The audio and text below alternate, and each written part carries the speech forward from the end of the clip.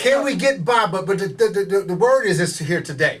Can we change our way of doing business and still make a mint for the American people? I think that's the We've already changed the way we're doing business. We've already gotten away from. Have you seen on the news? Manufacturing is closing up left and right. Right. So we've already changed the way we're doing business. So what we're moving toward, and this is one of the things that you mentioned in the Obama stimulus plan.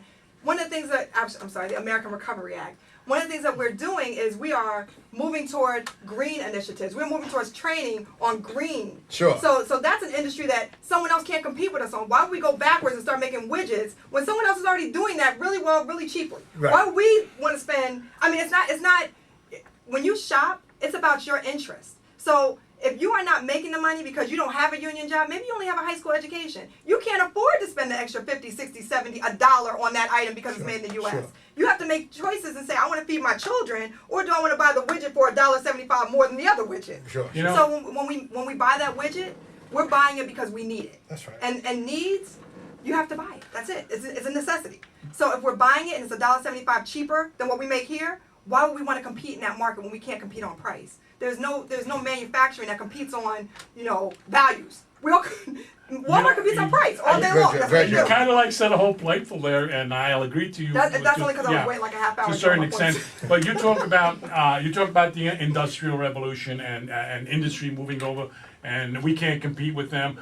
Well, no matter what field you get into, we thought we were ahead in technology.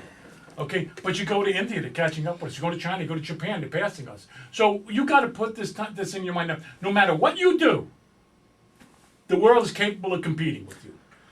Okay, no matter what you think that, well, I can do this and they can't do it, it's not going to happen. They can do it. Joe, I don't think the world built a better airplane than we do.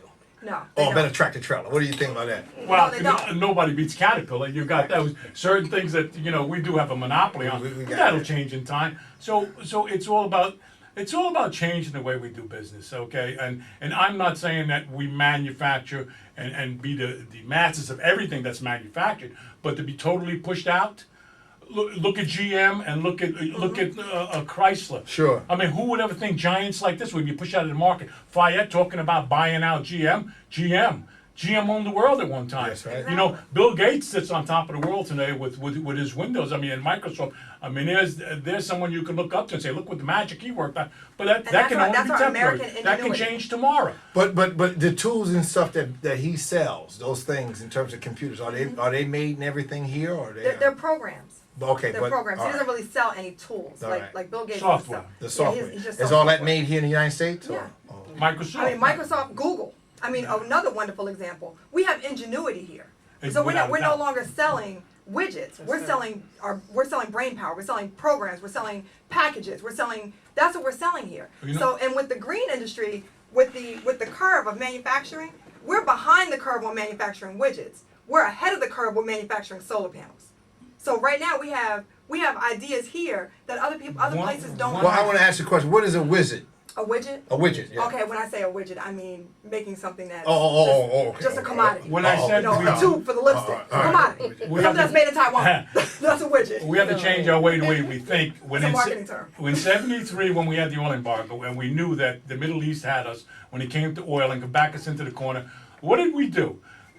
Nixon promised us that we'd be energy free in 20 years. Okay, it never happened. You know why? Because we became complacent. Sure. And what did we do? Instead of building economical cars, because we know, hey, we got a problem. That's right. What did we do? We built SUVs. Right. Yeah. These big SUVs. Everybody's running around with huge SUVs and Hummers. Exactly. Yeah. I mean, we're skidding on ice here. One little person riding a 9-passenger car. Go ahead, Jenny. Bring us out. Finish us out. Obstacles to breathe. I just want to scream, let it all out, like a teapot, and just blow. Angry and frustrated at who, what, I really don't know. Life is sometimes up and sometimes down. It seems mostly down. But when it's all said and done, just stop and look around. People say they care, probably truly do. But what does it matter? My problems are my problems. Just deal with them and cut out the chatter. Come on. There's got to be answers to all this mayhem. I want to know. Why is this happening to me? Damn. You do good. You treat people right. You smile. And oh, don't forget thank you. Hell, it ain't working. Now what am I supposed to do?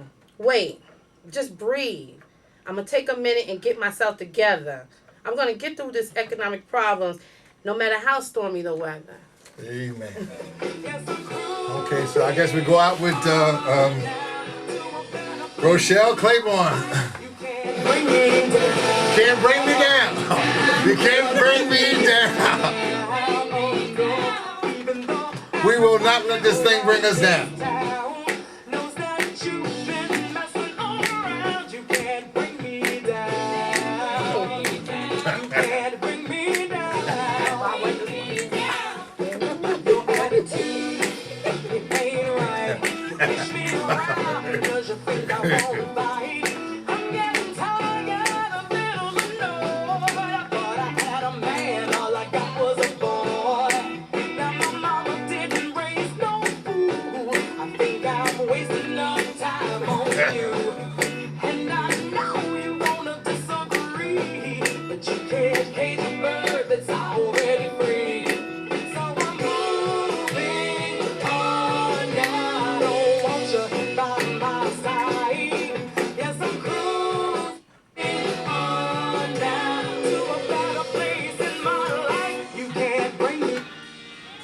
Okay.